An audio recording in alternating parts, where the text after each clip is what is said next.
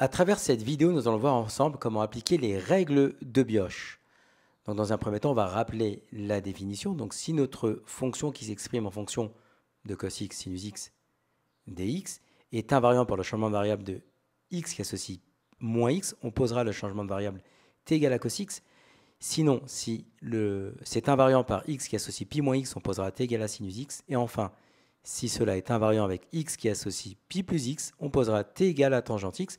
Donc, pour bien comprendre ceci, on va appliquer deux situations d'exemple pour maîtriser les règles de Bioche. Dans un premier temps, on souhaite ici calculer les primitives de sinus cube de x dx. Donc, bien entendu, on aurait pu ici appliquer la linéarisation pour déterminer les primitives sur R, bien entendu ici, de sinus cube de x. Mais là, on va appliquer les règles de Bioche. Donc, on vérifie ici que si on prend sinus cube de x dx et qu'on remplace tous les x par moins x, on va voir que ça reste invariant. Et donc ici, sinus cube de moins x d de moins x, sinus de x est une fonction impaire. Donc sinus de moins x, ça nous fait moins sinus x au cube, mais comme la fonction x au cube est également impaire, ça nous fait moins sinus cube de x, et d de moins x est égal en fait à moins d de x. Donc avec ici le produit des deux moins, on va obtenir plus, donc ça fait sinus cube de x dx. Donc on a bien ici f de cos x sinus x dx qui est invariant par le changement de variable qui à x associe moins x. Et donc dans cette situation-là, on va poser t égale à cos x. Donc si t est égal à cos x, alors on peut dire que dt est égal à moins sinus x dx. Ensuite, on part de des primitives qu'on souhaite déterminer. Donc sinus cube de x dx, on va l'écrire sous la forme sinus carré de x fois sinus x dx. Sinus carré de x, c'est 1 moins cos carré de x. Et ensuite, on regarde le sinus x qui était ici. On va factoriser par moins 1 l'expression 1 moins cos carré x.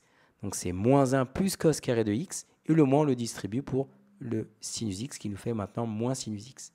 Donc on a bien fait apparaître ici en vert le moins sinus x dx et le cos carré de x. Il y a cos x au carré, donc il y a bien l'autre t égale à cos x. Donc si maintenant on remplace, sinus cube de x dx va pouvoir maintenant s'écrire sous la forme moins 1 plus t carré dt.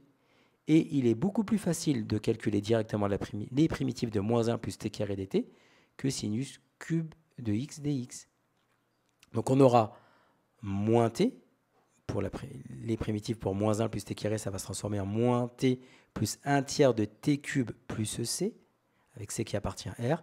Et on n'oubliera pas ensuite de remplacer t par cos x. Et on aura finalement sinus cube de x dx qui s'écrira en termes de les primitives de sinus cube de x dx sont alors moins cos x plus 1 tiers de cos cube de x plus c avec c qui appartient à R. Donc ça, c'était un premier exemple. On attaque une deuxième situation. Donc là, on travaille sur moins pi sur 6 et 0. Et on cherche les primitives de 1 sur cos de x facteur de sinus x moins cos x dx. On vérifie directement que si on remplace tous les x par x plus pi, ça va rester invariant. Donc vous devez tester avec moins x, d'accord, avec pi plus x, avec pi moins x, d'accord. Et il faut tester les trois situations. Et ici, dans la situation où on a x plus pi, automatiquement, on voit que ça reste invariant. Donc on va le faire avec vous. On a remplacé tous les x ici par x plus pi. On sait que cos de x plus pi, c'est moins cos x. Sinus de x plus pi, c'est moins sinus x. Et donc, on a dit que cosinus de x plus pi, c'était moins cos x. Mais avec le moins ici, ça va nous faire plus cos x. On va maintenant, on a moins cos x, on va distribuer le moins 1 dans la deuxième parenthèse, ici. Donc, dans le deuxième facteur ici, pardon. Donc, ça nous fait cos x facteur de sinus x moins cos x dx. Et donc, ensuite, on voit bien que ça reste invariant par le changement de variable de x qui associe pi plus x. Donc, on va pouvoir maintenant poser le changement de variable t est égal à tangente x. Donc, la dérivée, donc dt est égal à 1 sur cos carré x dx. On aurait également pu mettre 1 plus tangente carré x dx, parce que la dérivée de tangente x, il y a deux formes. Ici, on a gardé celle-ci. Vous allez comprendre pourquoi. Parce que, en fait, dans mon expression, dans mon deuxième facteur ici, sinus x moins cos x, je vais tout factoriser par cos x. Donc, si je factorise par cos x, ça va nous faire cos carré x, facteur de sinus x sur cos x moins 1. Mais sinus x sur cos x, c'est tangente x. Et ensuite, on va pouvoir réécrire notre fraction rationnelle. Ça nous fait 1 sur tangente x moins 1 fois d de x sur cos carré x dx. Donc le d de x sur cos carré x, eh bien on va pouvoir ici le remplacer par dt et le tangente x par t. Donc on obtient maintenant 1 sur t moins 1 dt. On aurait pu avoir ici une fraction rationnelle sur laquelle on aurait pu appliquer après des décompositions en éléments simples. Donc ça, dans la partie exercice, vous allez le trouver.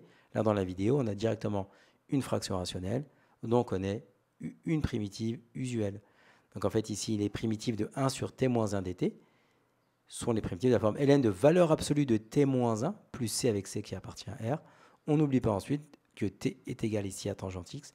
Donc ça nous fait ln de valeur absolue de tangente x moins 1 plus c avec c qui appartient à R.